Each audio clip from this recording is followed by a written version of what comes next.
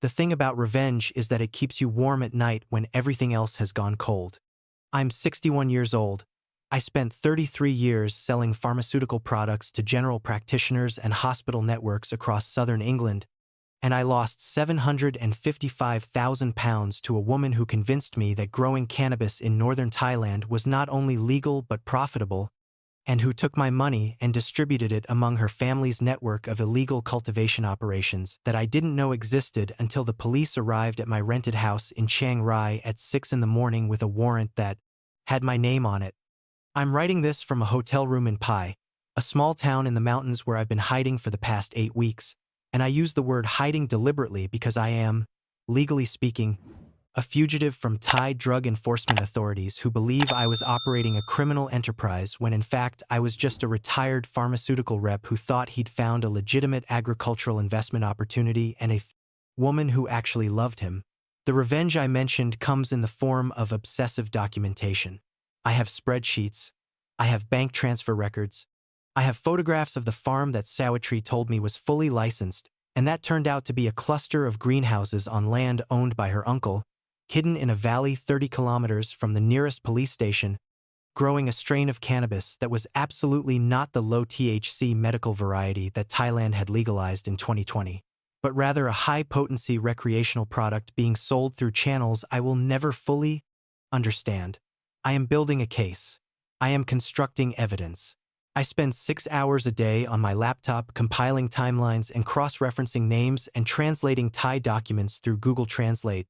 And when I'm not doing that, I'm lying awake, imagining scenarios where Sawittree and her family face consequences, where someone in authority listens to my story and agrees that I was the victim rather than the perpetrator, where justice exists in a form I can access.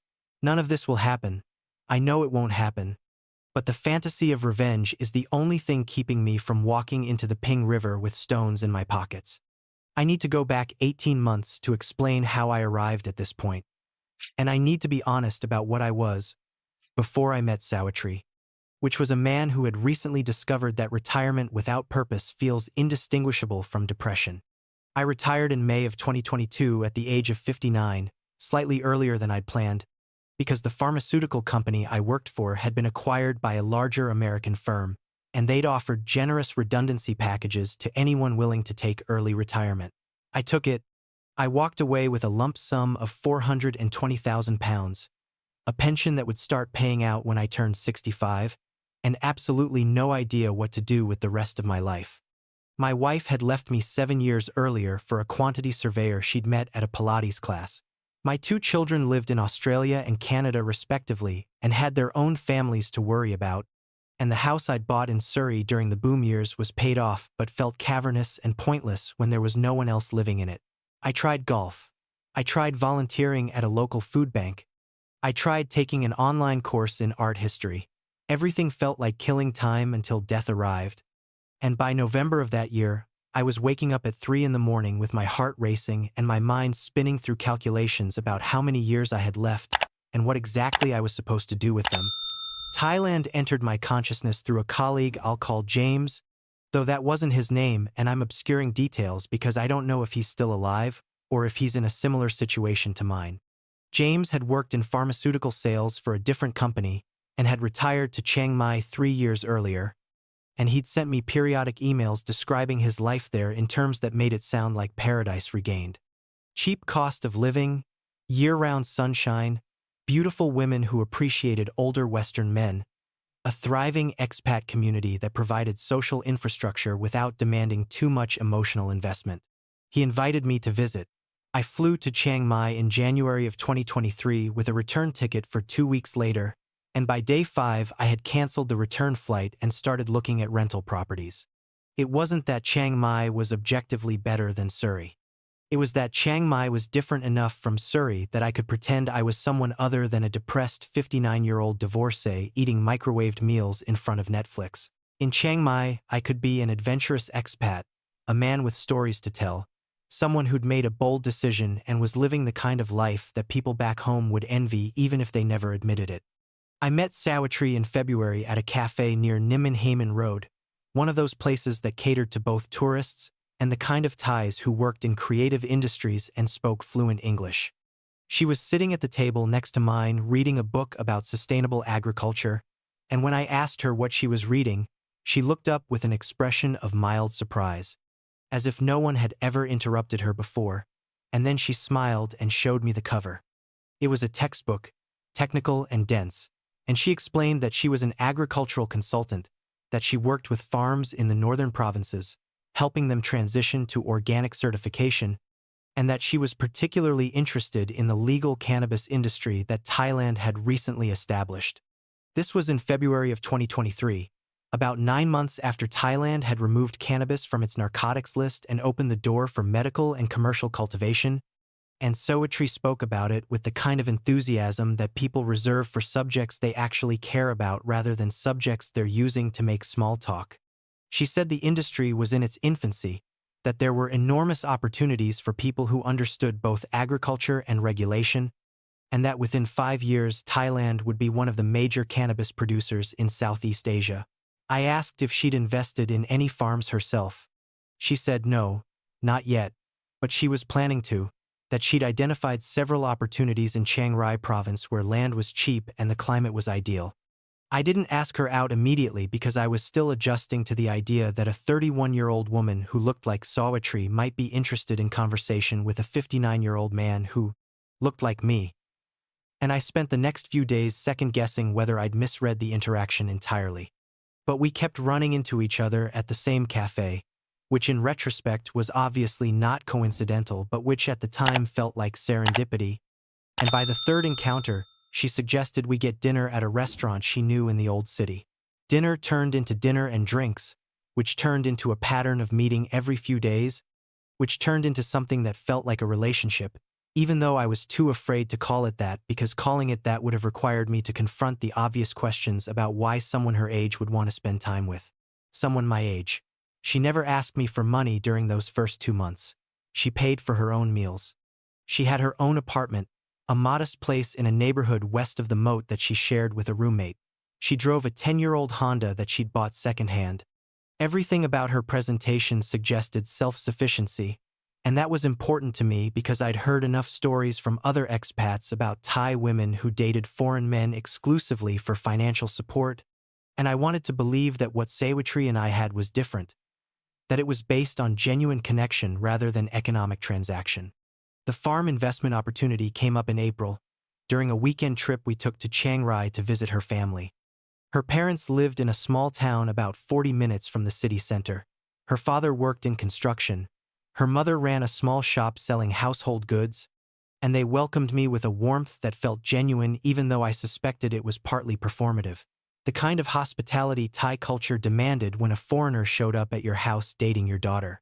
Sawitree's older brother was there as well, a man in his late 30s named Krit who worked in agricultural supply, and over dinner, he started talking about the cannabis farm he and several partners were developing on family land north of the town. He said they'd secured the proper licensing, that they were growing medicinal strains for export to markets that had legalized medical cannabis, and that they needed additional investment to expand the operation to meet demand. He said they were looking for investors who could contribute between £50,000 and £200,000, and that the projected return was 18% per year once the operation reached full capacity. Sawittree translated parts of this conversation because Krit's English was limited, and she added her own commentary about how she'd visited the farm and reviewed the business plan and believed it was a solid opportunity, especially given Thailand's regulatory framework, which was more permissive than most Western countries, but still strict enough to keep out amateurs and criminals. I didn't commit that weekend. I told Krit I'd think about it, that I wanted to see documentation, that I needed to understand the legal framework better before I put money into something that was still federally illegal in many countries, including the UK. Sawittree said this was smart, that I should do my due diligence, and she offered to help me research the regulations and connect me with lawyers who could verify that everything was above board. Over the next month, she brought me documents. Some were in Thai, which she translated, and some were in English, including what appeared to be official licenses from the Thai Food and Drug Administration authorizing the cultivation of cannabis for medical purposes on land registered to Krit's company. There were business plans showing projected revenues based on export contracts with distributors in Germany and Canada. There were photographs of the farm showing rows of plants growing in controlled greenhouse environments.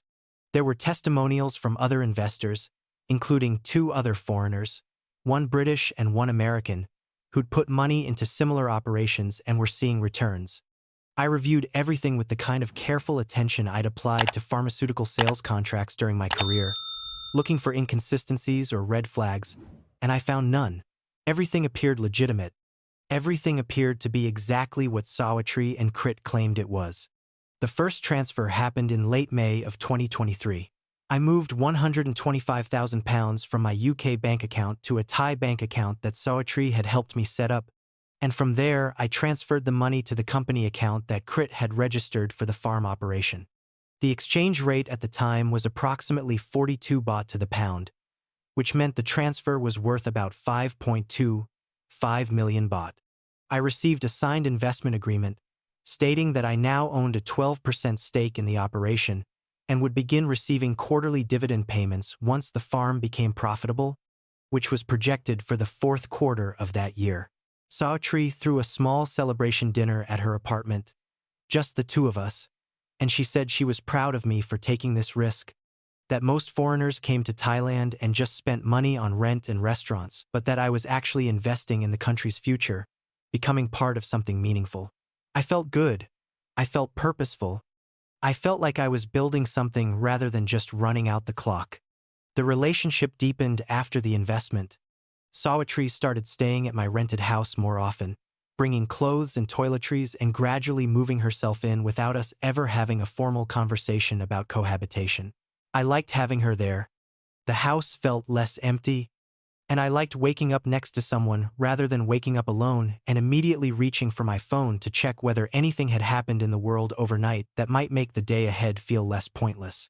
We established routines: morning coffee on the balcony overlooking the hills, evening walks through the neighborhood, weekend trips to different provinces where Sawittree would show me temples or markets or natural attractions that she said tourists never visited. She introduced me to her friends, mostly other women in their late 20s and early 30s who worked in hospitality or education or small businesses, and they welcomed me into their social circle with a warmth that I mistook for acceptance, but that I now understand was probably strategic, part of a larger ecosystem, where foreign men with money were valued resources to be cultivated and shared. The second transfer happened in August. Crit contacted me through Sawittree and said the farm was expanding faster than projected, that they'd secured a major contract with a European distributor that required increasing production capacity immediately, and that they needed additional investment to build new greenhouses and hire more staff.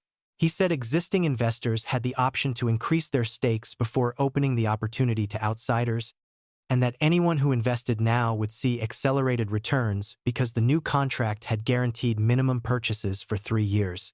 The amount he was requesting was another £150,000. I hesitated. I'd already put in $125,000 and I'd seen no returns yet, which Crit explained was normal because the farm was still in its growth phase and wouldn't show profit until harvest season. Sawittree said she understood my caution, but that this was exactly the kind of opportunity that separated successful investors from people who played it safe and regretted it later. She said her brother was offering me this chance before going to other investors because I was family now, because she and I were building a life together, and that family got first access to good deals. I transferred the money in early September, £150,000, approximately 6.3 million baht at the prevailing exchange rate. My total investment was now £275,000, which represented about 2/3 of my retirement savings. I was starting to feel exposed, financially vulnerable in a way I hadn't felt since before I'd paid off my mortgage. But Sawittree reassured me that this discomfort was temporary, that it was the price of building wealth, rather than just preserving it. She said her brother was talking about the farm going public within 3 years, that early investors like me would see valuations in the millions, that I was positioning myself to be genuinely wealthy rather than just comfortable. I wanted to believe her. More than that, I needed to believe her, because the alternative was acknowledging that I'd made a catastrophic mistake, and acknowledgement would have required action, and action would have meant confronting Sawittree and Crit and potentially destroying the relationship and the sense of purpose that had made the past 6 months feel bearable. The cracks started appearing in October. Small things at first. Sawittree became less available, more frequently called away to deal with family matters or work emergencies that kept her away from the house overnight. When I asked for details, she would become defensive, saying I was questioning her commitment, that Thai families had obligations that Westerners didn't understand, that I was being controlling and insecure. I apologized. I said I wasn't trying to control her. I was just trying to understand what was happening because I felt like she was pulling away from me. She said I was imagining things, that she loved me, that she was just stressed about work and family, and that I needed to be more supportive rather than adding to her stress with interrogations. I believed her because I wanted to believe her, because the alternative was too terrible to contemplate. The third transfer request came in November. This time Crit said there was a legal issue with the export license, that the Thai FDA had imposed new documentation requirements that were expensive to fulfill, and that without immediate payment, the entire export contract would be voided, and the farm would lose its primary revenue stream. The amount he needed was £80,000. I said I didn't have £80,000 available without liquidating investments that would trigger tax consequences, and could he find other investors to cover this emergency? Sawittree said the other investors had already contributed, that everyone was doing their part, and that if I didn't step up now, I would be remembered as the person who let the entire operation collapse when it was on the verge of profitability. She said Crit was doing me a favor by even asking, that most families wouldn't allow foreigners into their business ventures at all, and that I should be grateful for the opportunity rather than making difficulties. We had the worst fight of our relationship that evening. I told Sawittree I was feeling pressured, that I needed time to think about such a large withdrawal, that £80,000 was more than I'd planned to invest, and I wanted to see financial statements showing how the previous investments had been used. She said I was being controlling, that I didn't trust her brother, that I was treating the farm like a Western corporation when it was a family business that operated differently. I said, family business or not, I had a right to see documentation before investing another £80,000. She said the other investors didn't demand documentation, that they trusted the family, and that my constant suspicion was insulting and exhausting. I asked who the other investors were. She said that was confidential, that investors had privacy agreements. I said that didn't make sense, that privacy agreements were for publicly traded companies, not small agricultural operations. She said I didn't understand Thai business culture, and I probably never would, because I was too British, too rigid, too focused on paperwork instead of relationships. I transferred the money the next day. Not because her arguments had convinced me, but because I was terrified that if I didn't, she would leave, and the thought of her leaving was worse than the thought of losing £80,000. I had become dependent on her presence in a way I hadn't been dependent on anyone since my marriage ended. She had become the organizing principle of my life in Thailand. Without her, I would be alone in a rented house in a country where I didn't speak the language, surrounded by expats I didn't particularly like, and routines that had no meaning beyond filling time. The £80,000 was insurance against that loneliness. It was a premium I paid to maintain the relationship. Whether the farm was real or whether I ever saw returns was almost beside the point. What mattered was keeping Sawittree in my life long enough for the relationship to solidify into something permanent, something that couldn't be ended by a single financial disagreement. I transferred the money on November 15th, £80,000, 3.36 million baht at an exchange rate that had deteriorated since my first investment.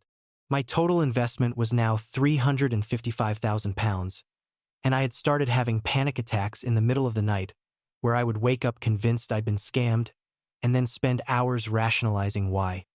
That couldn't be true. The rationalizations took predictable forms. Crit was Sawitree's brother, and she would never let her brother scam me because it would destroy her relationship with her family. The other investors existed and were satisfied, or they would have complained by now. The farm was real because I'd seen photographs, and photographs couldn't be fabricated wholesale. The FDA licenses might have been bureaucratic errors or language translation problems, but that didn't mean the farm was illegal. These rationalizations worked for an hour or two at a time, and then the panic would return and I would have to construct new ones. slightly different but serving the same purpose, which was to delay the moment when I would have to admit to myself that I'd made a catastrophic error.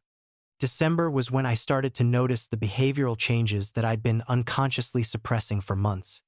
Sawittree was on her phone constantly, typing messages in Thai that she would angle away from me if I walked past.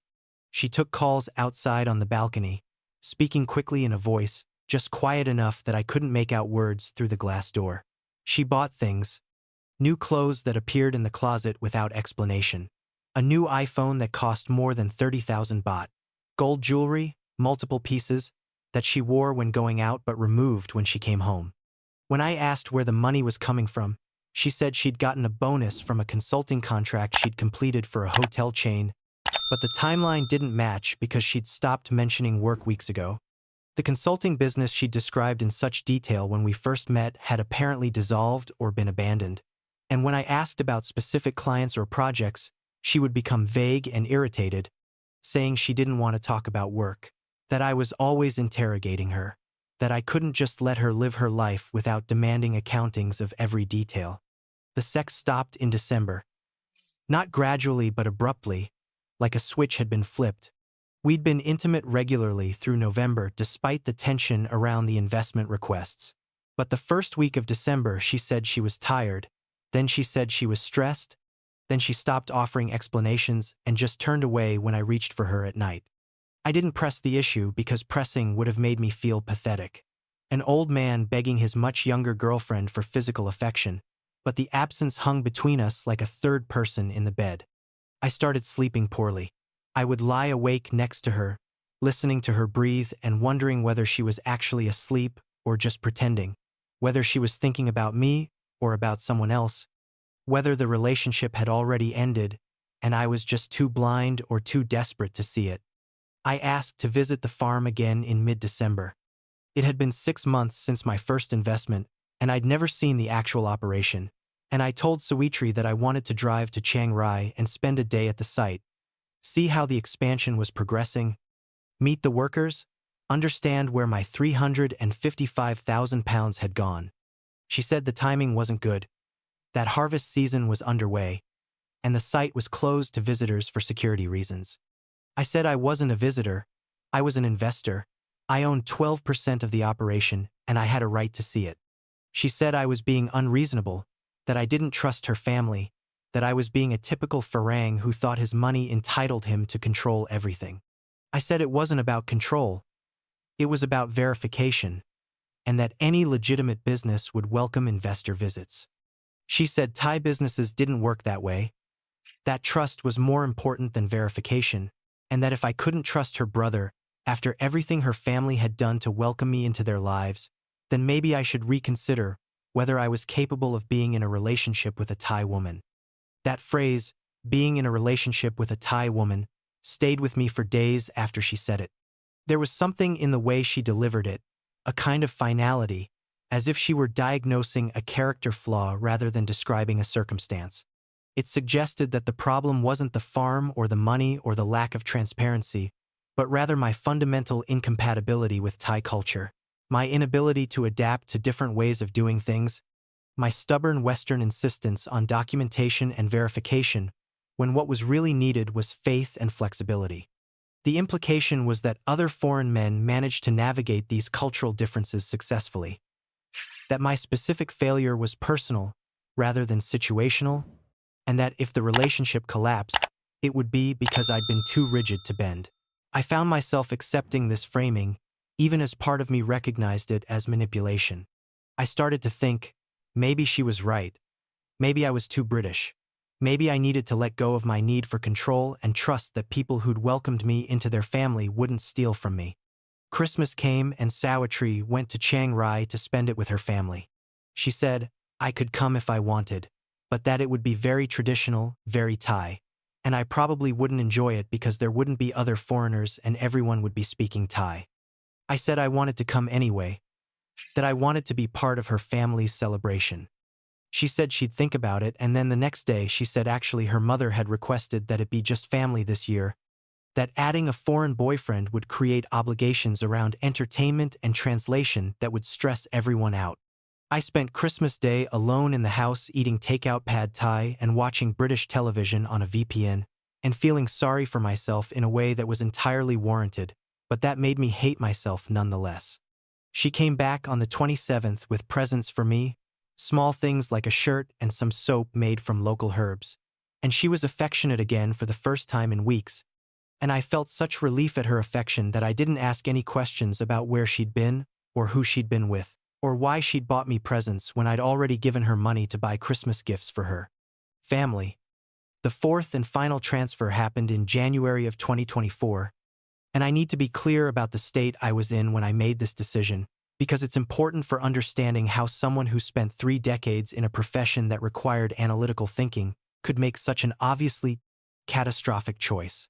I was, by this point, so deeply invested both financially and emotionally that walking away would have meant admitting that the previous 8 months had been a complete delusion, that the woman I'd fallen in love with had been running a con, that the family who'd welcomed me into their home had been calculating how much money they could extract before I became suspicious, and that I was, at 60 years old, exactly the kind of lonely, foolish expat I'd promised myself I would never become. The sunk cost fallacy is something I'd learned about in business school 40 years earlier.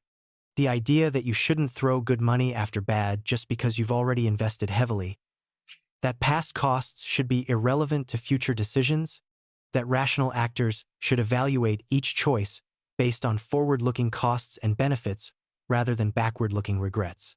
I understood this principle intellectually. I'd applied it successfully in pharmaceutical sales when deciding whether to continue pursuing reluctant clients or cut losses and move on to better prospects.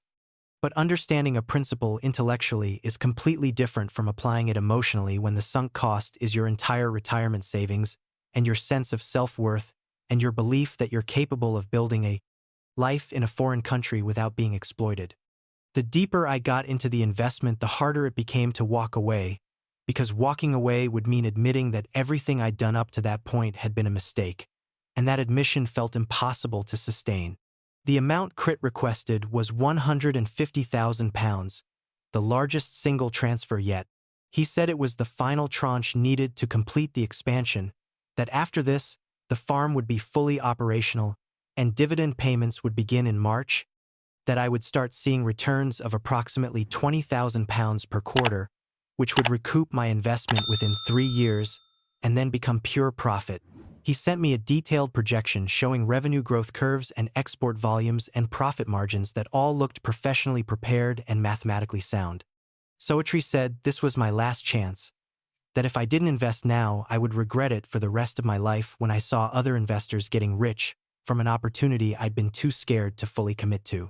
She said Crit had other potential investors lined up, wealthy Thai businessmen who would happily take my stake if I backed out now, and that once they bought in, I would lose my position entirely. She said I needed to decide whether I was committed to this relationship and this family and this future we were building together, or whether I was going to let fear dictate my decisions. I spent 3 days deciding. I would wake up in the morning, determined to refuse, to tell Sawittree that £150,000 was too much, that I needed to see the farm before investing further, that I wanted to meet the other investors and verify that they existed and were satisfied. Then she would come home from wherever she'd been during the day and she would curl up next to me on the couch and tell me she loved me and that she knew I was scared, but that fear was what kept people poor while courage made people rich, and I would feel my resolve weaken. She would talk about the house we'd buy together once the dividends started flowing, a proper house with land and a garden and room for her family to visit, a place where we could build a life that was permanent rather than temporary. She would talk about the trips we'd take, to Europe and America, and places she'd never been but had always wanted to see. She would talk about the financial security that would come from the farm income, how we wouldn't have to worry about money in our old age, how I'd be able to support my children if they needed help and still have plenty left over. She constructed a future that sounded so appealing and so plausible that saying no to the investment felt like saying no to the future itself. I transferred the money on January 23rd, £150,000, 6.3 million baht, at an exchange rate that had deteriorated since my last transfer, which meant I was getting less baht per pound than I'd gotten 8 months earlier. which meant I was losing money on currency fluctuations alone, before even accounting for whether the investment would generate returns. My total investment was now £505,000, which was more than 60% of everything I owned, which was an amount large enough that if I lost it, I would never recover. Not at my age, not with my income prospects. I felt physically ill after making the transfer. I sat at my laptop staring at the confirmation screen, and I could feel my heart racing and my hands trembling and a voice in my head screaming that I'd just made a terrible mistake. But then Sawittree saw the confirmation, and she threw her arms around me and kissed me and said I'd done the right thing, that I'd secured our future, that I was brave and trusting and exactly the kind of man she needed. And for a moment the voice in my head went quiet and I let myself believe that maybe, somehow, everything would work out. The 3 weeks between the final transfer and the phone call from the bank were the worst period of my life up to that point. Sawittree became distant again immediately after I'd transferred the money, as if the need to be affectionate had disappeared once the transaction was complete. She was gone most days and many nights, always with vague explanations about family obligations or work commitments that she couldn't discuss in detail. When she was home, she was distracted and irritable, snapping at me over minor things like leaving dishes in the sink or playing music too loudly. The physical intimacy that had briefly returned at Christmas disappeared entirely. We were living in the same house but occupying different emotional spaces, and the gap between us felt like it was widening every day. I tried to talk to her about it multiple times. I would wait until we were both home, usually late evening, and I would sit her down and say that I felt like something had changed between us, that I felt like she was pulling away, that I needed to understand what was happening. She would say nothing had changed, that I was being paranoid, that I was projecting my own insecurities onto her behavior. I would say I wasn't being paranoid. I was responding to observable facts like her being gone all the time and never wanting to touch me and getting angry whenever I asked simple questions. She would say I was being controlling, that I was trying to restrict her freedom, that Thai women weren't like Western women who reported their every movement to their partners. I would say I wasn't trying to restrict anything. I was just trying to understand what was happening in our relationship. She would say if I didn't trust her, then maybe we shouldn't be together. I would panic and backtrack and apologize and say, of course I trusted her, and she would accept the apology, but nothing would change. I started Googling phrases like Thai girlfriend behavior change and Faring scammed by Thai family and cannabis investment fraud Thailand. I found forums full of men telling stories that sounded disturbingly similar to mine. Foreign men who'd fallen in love with Thai women who'd introduced them to investment opportunities that turned out to be scams. Men who'd lost £50,000, £100,000, £200,000, more. Men who'd been arrested for unknowingly participating in illegal businesses. Men who'd fled Thailand to avoid prosecution. Men who'd stayed and fought and lost everything in legal battles they couldn't win. I read these stories and I told myself they were different from my situation, that those men had been naive or stupid or desperate in ways I wasn't, that my situation was legitimate because I'd verified the documents and met the family and built a relationship over months rather than weeks. But the similarities were too pronounced to ignore entirely, and at night when I couldn't sleep, I would lie in bed and wonder whether I was reading stories about other people's futures or prophecies about my own. The discovery came not through my own investigation but through a bank. On February 14th, Valentine's Day of all days, I received a phone call from an officer at Bangkok Bank who spoke careful English and asked whether I was aware that my account had been flagged in connection with a fraud investigation. I said I was not aware. He said that the account I'd been transferring money to belonged to a company that had been reported to authorities by multiple investors who believed they'd been defrauded, that the company's cannabis cultivation licenses were fraudulent, and that police in Chiang Rai had raided the farm and discovered it was operating illegally. He said my name appeared in bank records as one of the largest investors and that I should expect to be contacted by police as part of their investigation. He said this in a tone that suggested he was trying to help me, that he was warning me I was in danger, but all I could process was the word fraudulent, repeating in my head like an alarm I couldn't shut off. I hung up the phone and I sat on the couch in my rented house and I felt my entire body go numb. Not metaphorically numb. Actually, physically numb, like someone had injected me with a local anesthetic that affected everything below my neck. I tried to stand up, and my legs wouldn't respond. I tried to think clearly about what I should do next, and my mind just produced static. I sat there for what must have been an hour, maybe longer, watching the sunlight move across the floor, and then Sawittree came home and I looked at her and I said, very quietly, that we needed to talk. The confrontation happened in stages. The first stage was denial. I told her about the phone call from the bank and she said there must be a mistake, that her brother's operation was completely legal, that someone had probably filed a false report out of business rivalry. I said the police had raided the farm. She said she didn't know anything about that she'd talk to Crit and find out what was happening. I said I wanted to talk to Crit directly, right now, and she said he was unavailable. He was dealing with the situation. I said I was going to Chiang Rai to see the farm myself. She said that was a bad idea, that the situation was complicated and I should let the family handle it. The second stage was anger. I raised my voice. I said I'd invested £505,000 into an operation I'd never actually seen, that I'd trusted her and her family completely, and that if the operation was fraudulent then I'd lost everything and I needed to know the truth immediately. She raised her voice back. She said I was attacking her family based on a single phone call, that I'd always looked down on Thai people, that I'd never really trusted her despite claiming to love her. I said that wasn't true. She said it was absolutely true, that I was just like every other Farang who came to Thailand thinking they were better than everyone else, while taking advantage of the women and the low cost of living, and the fact that their money went further here than it did back home. The third stage was revelation.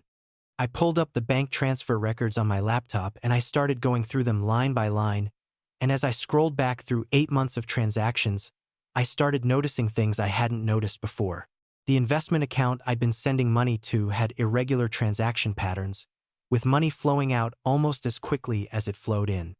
The recipient names on the outgoing transfers were individuals rather than businesses, and several of them had the same last name as Sawittree's family. I asked her to explain these transactions.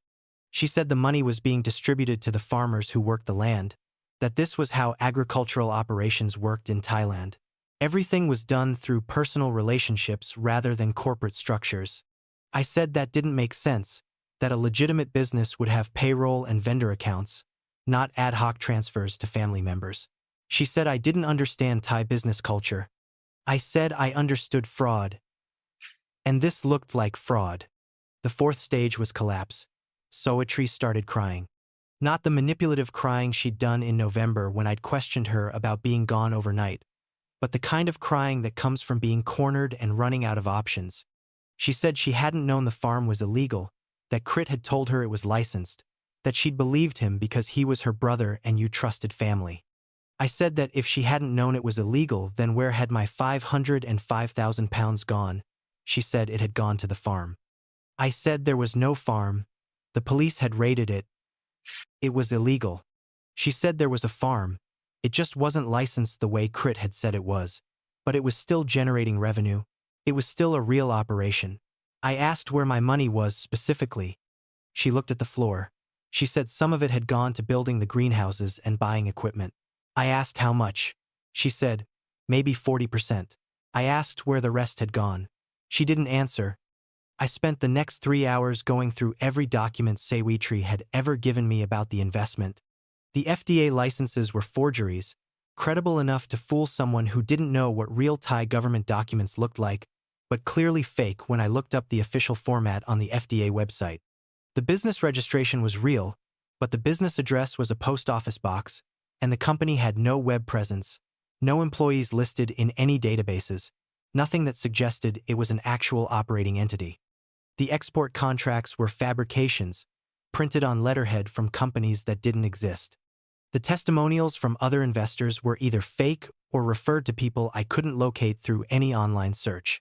Everything was a construction designed to extract money from someone like me, someone with capital and loneliness in equal measure, someone who wanted desperately to believe that he'd found both a worthwhile investment and a genuine relationship. Sawittree left the house that night. She said she was going to stay with a friend, that she needed space to process what was happening, that we'd talk when I'd calmed down. She took a suitcase and her laptop, and I heard her car start in the driveway, and then she was gone.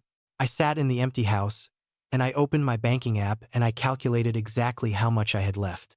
The answer was £260,000 in accounts and pensions that I hadn't touched. I had lost £505,000. I had lost more than half of everything I'd saved over 33 years of working in a profession I'd never especially enjoyed. I was 60 years old, and I had approximately 15 to 25 years of life left depending on genetics and luck, and I had just destroyed any possibility of living those years comfortably. The police arrived at 6:15 the following morning. 3 officers in uniform and 1 in plain clothes who spoke decent English and identified himself as a detective working on economic crimes. They had a warrant to search the house. They wanted bank records, communications with Sawittree and Crit, investment documents, anything related to the cannabis farm. I gave them everything. I cooperated fully because I believed, naively, that cooperation would demonstrate that I was a victim rather than a perpetrator. The detective asked me whether I knew that cannabis cultivation in Thailand required specific licenses and that most of the farms operating in northern provinces were illegal. I said I'd been told the farm was licensed, that I'd seen documents. He asked to see the documents. I showed him. He looked at them for about 30 seconds, and then he said these were forgeries and that I should have known they were forgeries if I'd done even basic verification. I said I had done basic verification, that everything had appeared legitimate. He said, appearing legitimate was not the same as being legitimate, and that as someone who'd invested more than £500,000, I should have hired a lawyer to verify the licenses independently. I said I'd trusted my girlfriend and her family. He said that was my mistake. What I learned over the next few days, through conversations with the detective and through my own research, was that I'd been one of at least 12 foreign investors who'd put money into Crit's operation. The total amount stolen was approximately £3.2 million, though some of that had gone into the actual farm infrastructure which did exist, just not in the legal form we'd been told. Crit was operating multiple farms using a network of family and associates, growing high-THC cannabis for the domestic black market and some export to neighboring countries.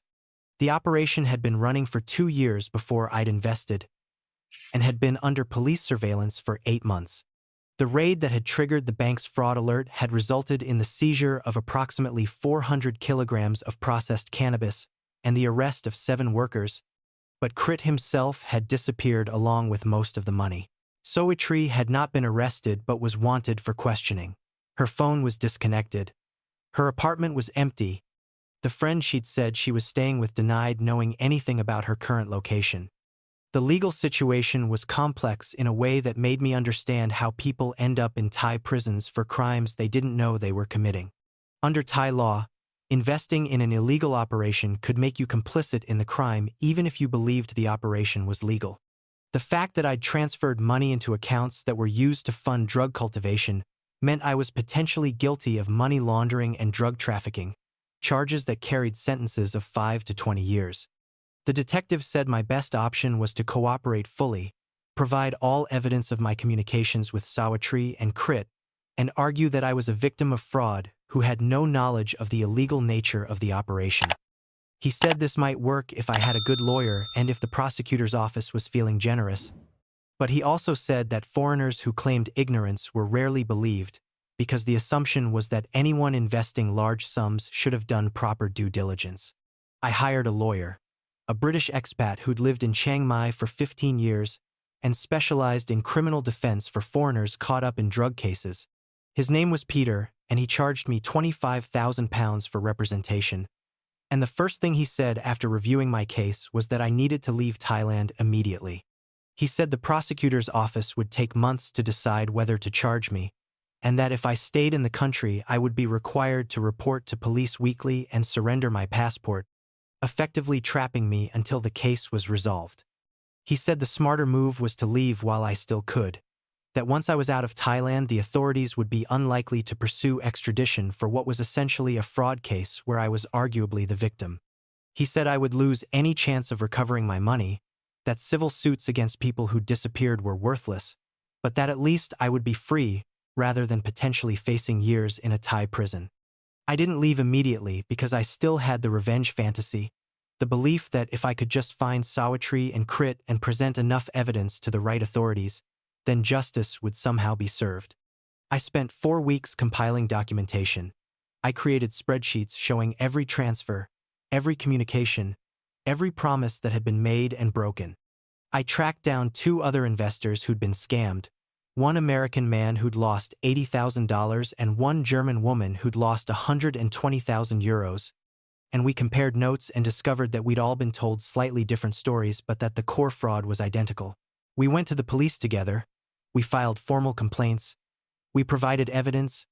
The detective we'd been assigned to thanked us for our cooperation and said he would add our information to the case file and we should check back in a few months.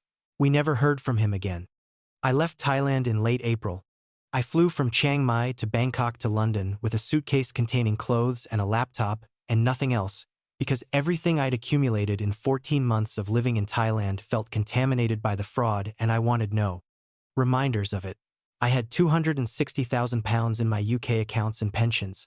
I had no home because I'd sold my house in Surrey and the proceeds had gone into the Thai investment. I had no job because I was 60 and retired and no one would hire me even if I wanted to work. I moved in with my sister in Brighton and I slept on her couch for 3 months while I tried to figure out what to do with the rest of my life. The revenge fantasy hasn't gone away.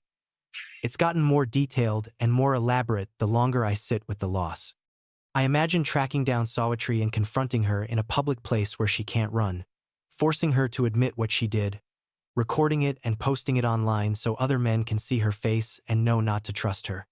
I imagine finding Crit and reporting him to Interpol for international drug trafficking, ensuring he can never travel outside Thailand without being arrested. I imagine filing civil suits in every jurisdiction I can think of, not because I believe I'll recover the money, but because I want them to spend their stolen wealth on lawyers defending themselves. I imagine writing detailed accounts of the fraud and posting them on every expat forum and travel website so that when people search for Sawittree's name or Crit's name or Cannabis Investment Thailand, they find warnings instead of opportunities. None of this is healthy. None of this will help me recover the money or the time or the sense of self-worth that I lost when I discovered that I was, at 60 years old, exactly as foolish and lonely and desperate as the stereotype I'd sworn I would never become. What I've learned, if you can call it learning when the cost is £505,000, and the self-loathing that comes with knowing you made every classic mistake in sequence, is that belief is a more powerful force than evidence. I had evidence that should have made me suspicious. Sawittree's reluctance to let me visit the farm, the vague explanations about where money was going, the family's eagerness to accept my investment while keeping me at arm's length from the actual operation. The documents that looked professional but that I never verified independently, the fact that Sawittree worked in agriculture consulting but had never mentioned this specific farm until her brother brought it up, which should have suggested it was a pitch, rather than an opportunity she'd discovered independently. I ignored all of this because I wanted to believe that I'd found both a legitimate investment and a genuine relationship, and the wanting was strong enough to override the evidence that neither thing was real. The other thing I've learned is that revenge is a poor substitute for justice, but it's better than emptiness. I will probably never see Sawittree or Crit again. I will probably never recover a single pound of the money I lost. The Thai authorities will probably never charge me because pursuing extradition would cost more than they'd gain from a conviction, but they also probably won't pursue Sawittree or Crit with any urgency because they have bigger cases and limited resources and foreign investors who get scammed are low priority. I am, functionally, a man who lost £505,000 and has nothing to show for it except documentation and rage. The documentation gives me something to do with the rage. It gives me a project. It gives me a reason to wake up in the morning instead of just lying in bed waiting for the day to end. Whether that's healthy is not a question I'm qualified to answer. If you're reading this and you're thinking about investing in anything in Thailand, especially anything related to cannabis or agriculture or any industry that claims to be in its high-growth phase and just needs foreign capital to scale up, I'm telling you with absolute certainty that you should not do it. The fact that cannabis is legal in Thailand now doesn't mean the operations are legitimate. The fact that someone shows you licenses doesn't mean the licenses are real. The fact that someone introduces you to their family and invites you into their home and treats you like one of their own doesn't mean they won't steal from you the moment the opportunity presents itself. I am not saying this because I believe all Thai people are dishonest. I am saying this because people who run scams are very good at identifying the specific vulnerability that will make you ignore your better judgment. And if your vulnerability is loneliness combined with retirement savings and a desire to feel like you're building something meaningful, then you are exactly the kind of target they're looking for. I'm 61 now. I'm living in a rented flat in Hove with my sister in the next town over, and my children on the other side of the world, and absolutely no plan for what the next 20 years look like. The revenge fantasy keeps me company on the nights when I can't sleep. The spreadsheets give me something to do with my anger. The knowledge that I was one of 12 people scammed by the same operation gives me a community of sorts, other victims. I exchange messages with who understand what it feels like to lose everything to people who were very good at making you believe you'd found something worth investing in. Whether any of this leads anywhere besides more documentation and more rage, I don't know. What I do know is that £505,000 is gone, that the woman I thought I was building a life with was never real, and that the only thing I own now besides my remaining savings and my pension is this story, and I'm giving it to you for free in the hope that it costs you less than it cost me.